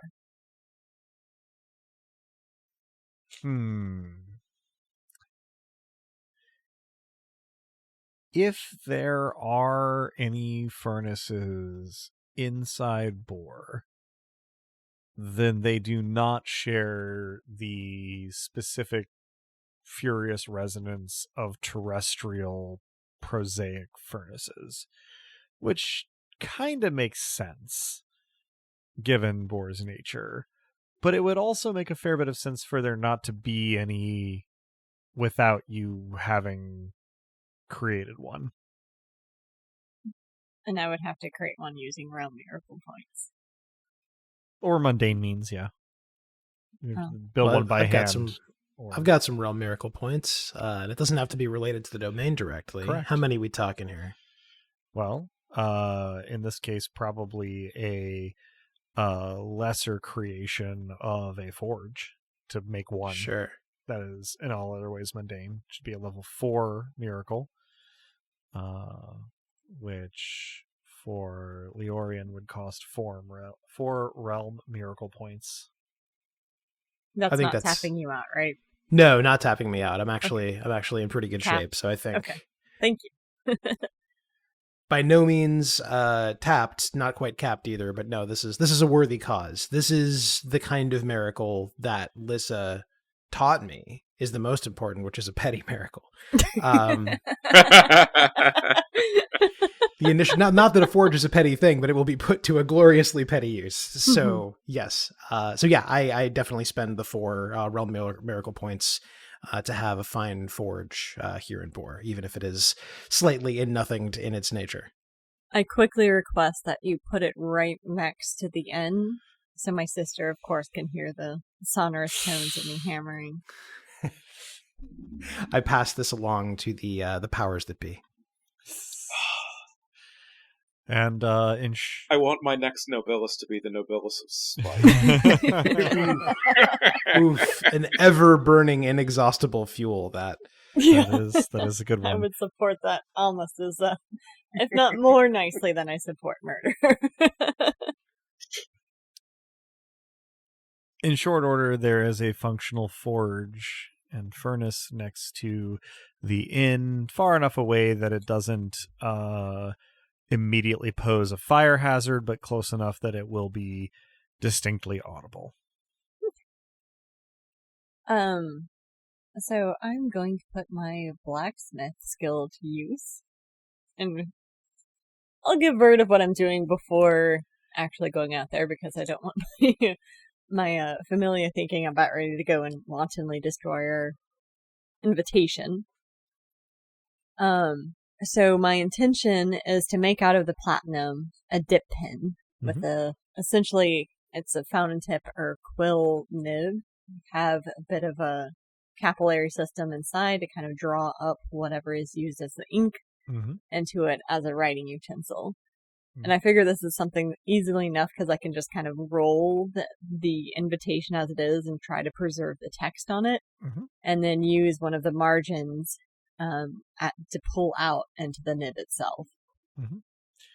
You end up having to add a little bit of metal question mark to the structure of the tip, but fortunately the furnace came furnished with a couple of sort of mundane ingots, just because that was what was included in Leorian's imagination of the thing.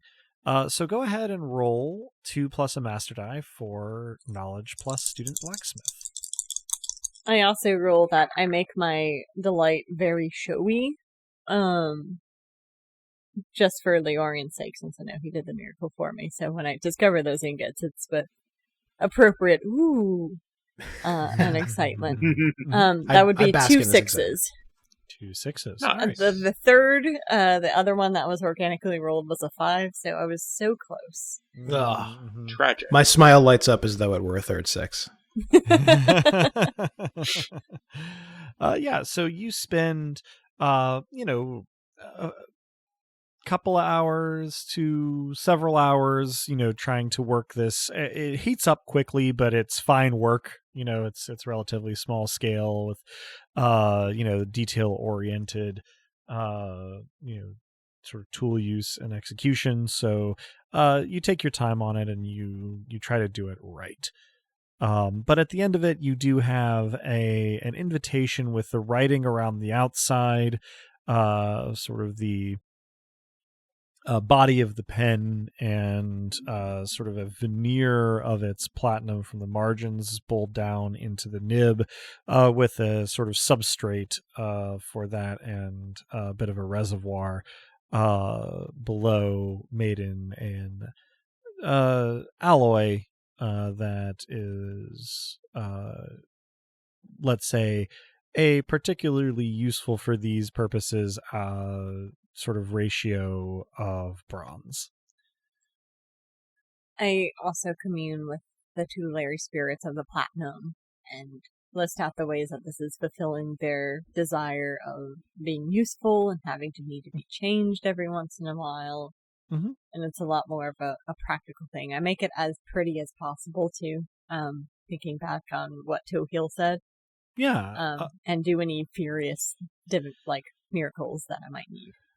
And at the end of the process, you have a sort of practically functional dip pen with some ornamental flourishes that you're relatively proud of, especially given just sort of the tools and time frame that you're working in here. And again, the sort of character and psychology of these tutelary spirits of the platinum is pretty sort of a pretty blunt kind of instrument is the wrong word. It's pretty blunt surface, I guess, is the way I'm thinking about it. But they do seem excited in sort of the exact borderline of the emotional sense of excitement and the more sort of like zoological sense of the term. Right. I present it to Leorian first. That's incredible. I don't know anything about what you just did or what you've produced, but I know when something is going to make an impact, and this will. I'm glad you think so. Thanks for the forge. Of course. Leaving you without a forge would be unconscionable. How did we do it this long, in fact? Impossible. What have our other players been getting up to while Lissa was working? Anything in particular? I've been bothering Vrita to see if anything he's been writing should be set to music. He doesn't seem to think so, but he does seem pretty excited to show you some of what he's been doing and to explain what it is that he continues to do as he jots it down. He is much better in fiction at writing and speaking at the same time than I am in real life. So he manages to sort of carry on as much conversation as you're interested in having, while he also continues to draft his treatise. He may or may not notice that anything that's any two adjacent lines he says that scan or rhyme, I repeat under my breath. Probably doesn't notice most of them. Ramna, anything in particular you're spending the time doing? I check in on Croesus.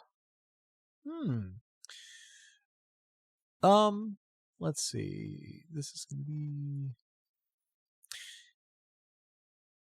When you check in on Croesus, it is late afternoon, not too long before dinner, and he is asleep on a sofa in his chambers, seemingly designed for this purpose. It is an odd experience because he is asleep, but you are borrowing his senses during this, and you are not asleep. So you are unable to visit his dreams, but it is not unlike being buried alive. Yeah, I backed the hell out of that. Yeah.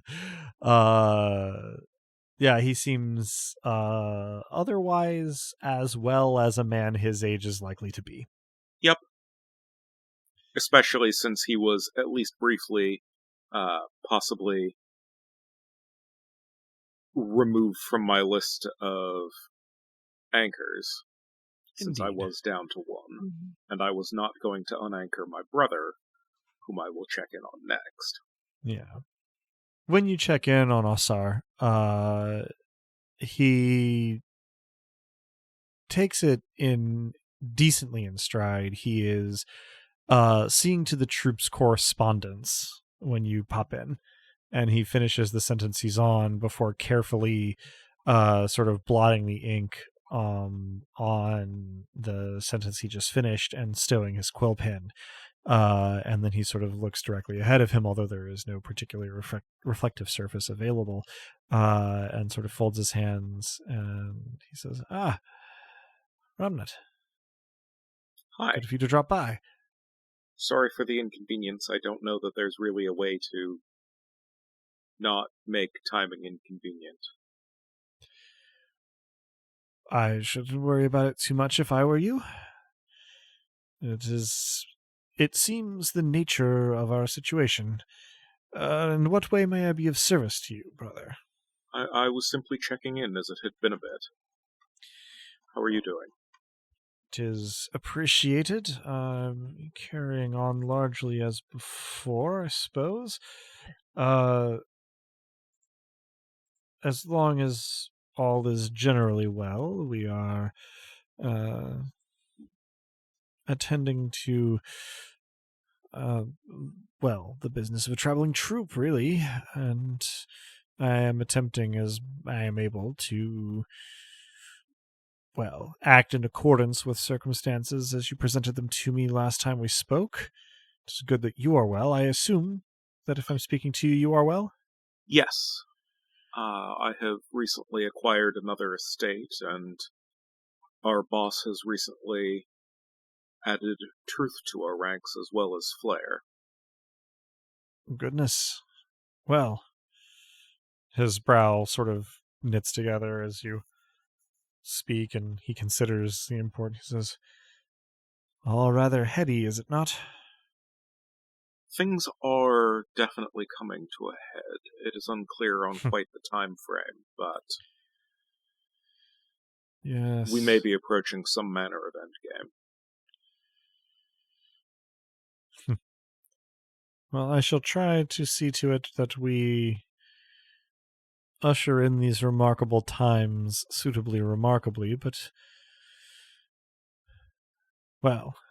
Feels strange to know of such things would be on their periphery. I can only imagine, and I'm sorry that is likely more a worry than it is a balm.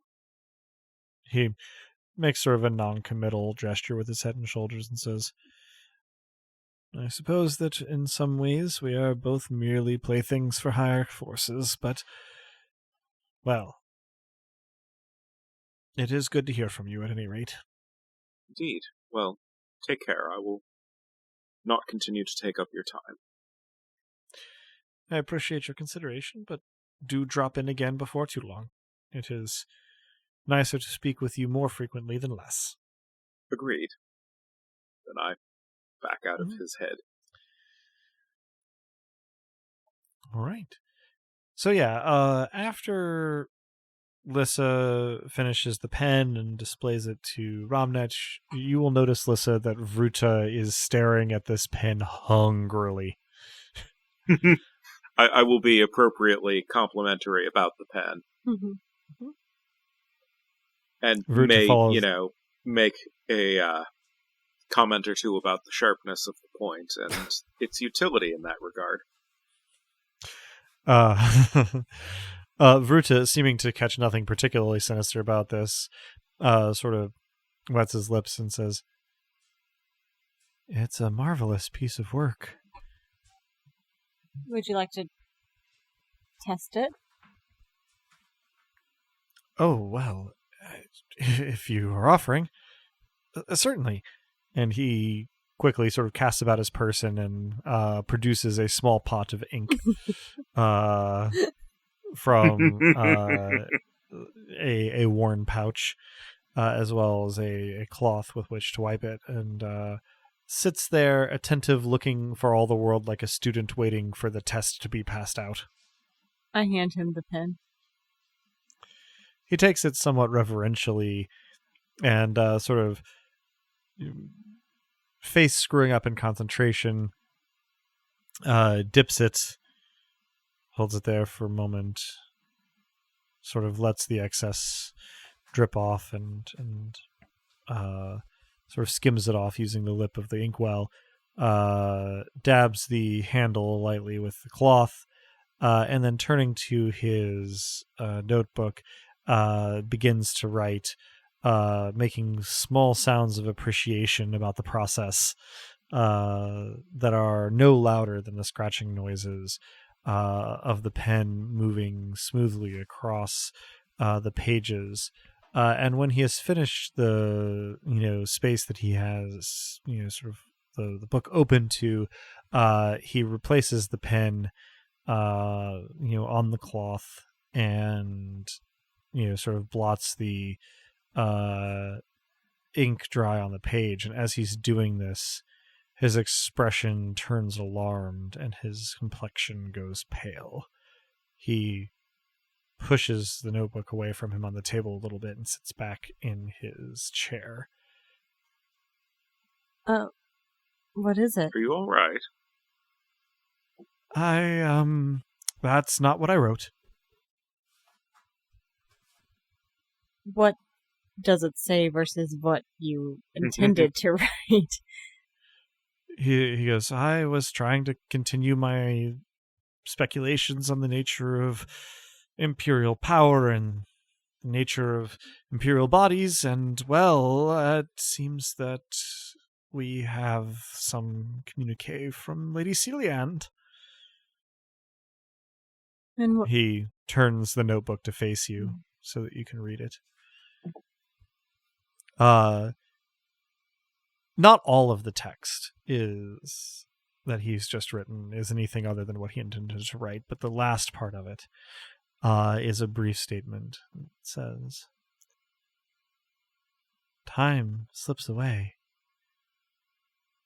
and the appointed hour comes and goes and comes again. You leave me waiting.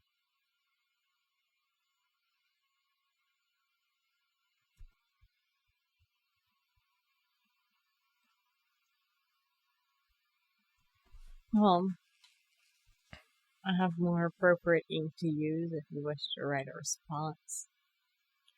He shakes his head somewhat vehemently. I think I may be done writing for the day.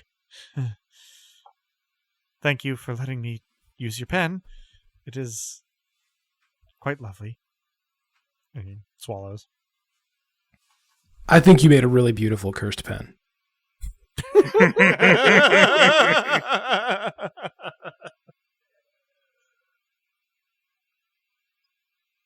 Yeah, I suspect that whatever I would have crafted from this would have had a mind of its own.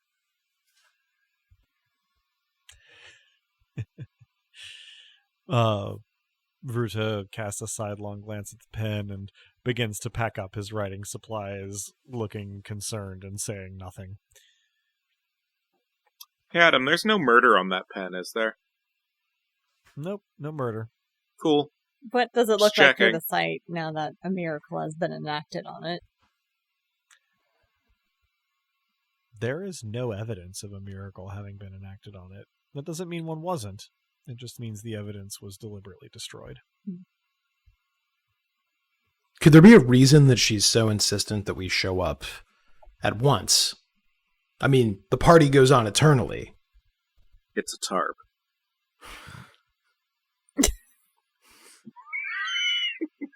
Vruta, for his part, says, no, it does appear to be a relatively transparent attempt to rile us to action.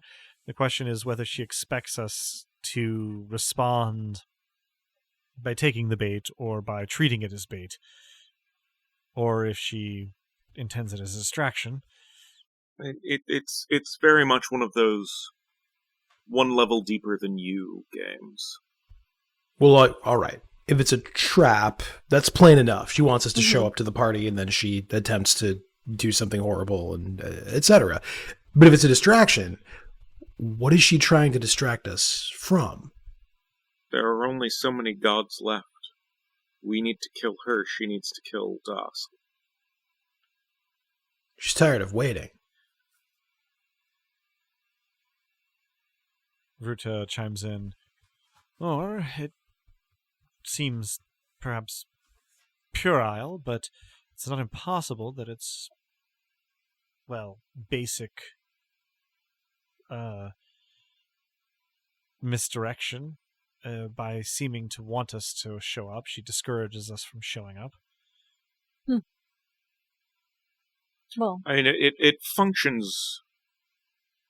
It's a move that plays well no matter how we interpret it. That's Vruta. Well, the real question is, do we have another option? I'd like to write back, I think. What is it that you write? Well, first, Vruta does not protest the taking of his notebook for this. I will go and retrieve Truth's blood. Okay. It's easy enough to find. Urian seems to have put it on the first level surface he came to in the root cellar. I do have paper, so we need not sully Vruta's notebook. I support that.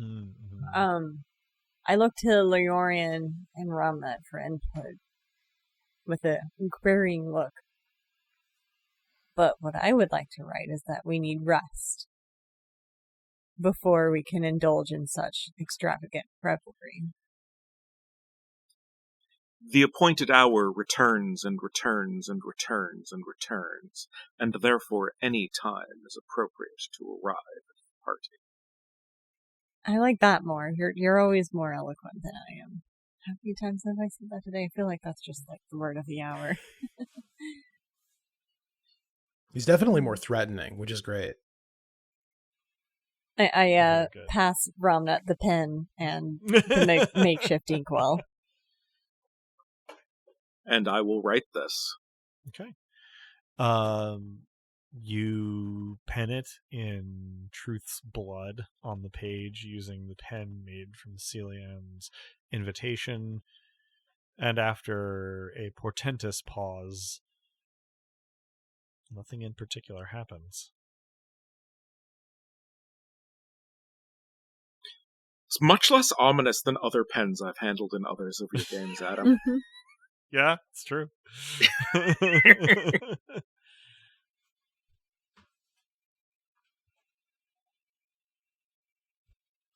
Well, the message will or won't have gone. Makes little difference. I fear that Sealand may yet have ambitions on Vruta as a prophet. Vruta looks distinctly uncomfortable with this. Do you want to try writing this phrase for Ruta and see if it makes a difference?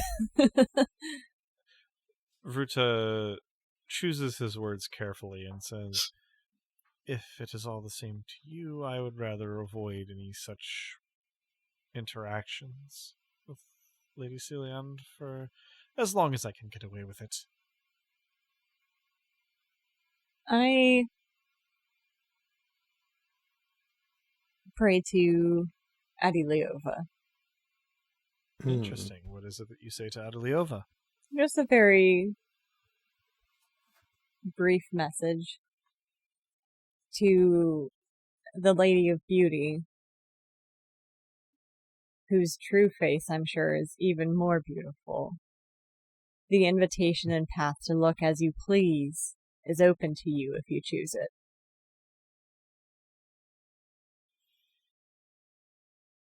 And then end the prayer. Okay. She can reach back if she wants, but... Sure. You end the prayer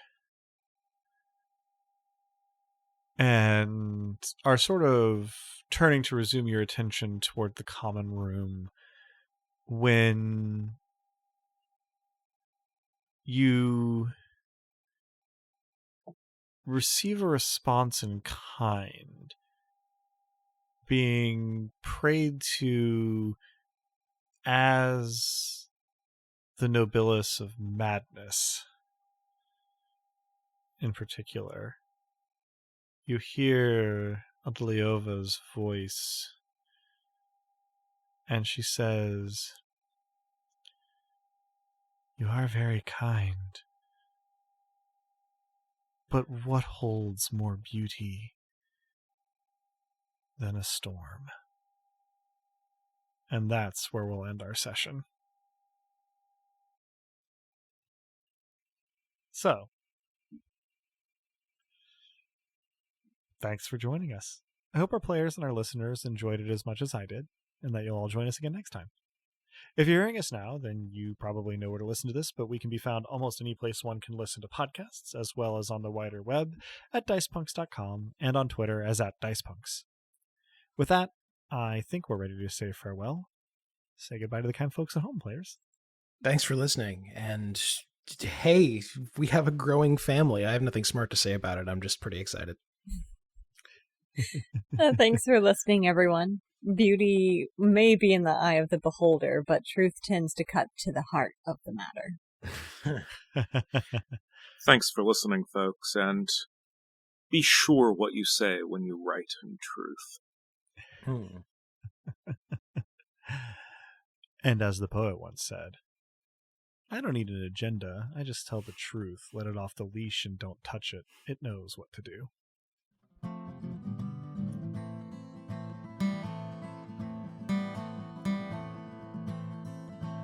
Thank you for tuning in, dear listeners, and stick around through the admin stuff for a Romnet murder.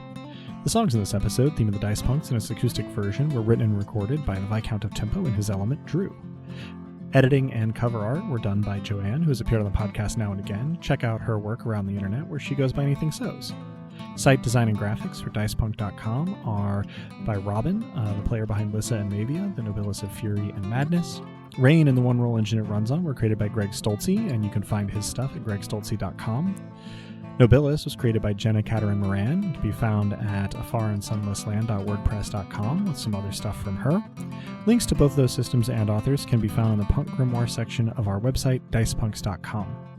Thanks so much for listening. If you liked what you heard, that's reward enough on its own, but if you're so inclined, you can help us out by rating and reviewing us wherever you listen to us, telling your friends who you think would like us to give us a listen, and even by heading over to Patreon at patreon.com/dicepunks, where we have fun rewards available to backers, including a patron-only Discord and access to the Dice Peaks after show for episodes 1 and following. Regardless, we hope you'll tune in again, and until then, remember, subtlety is for cowards.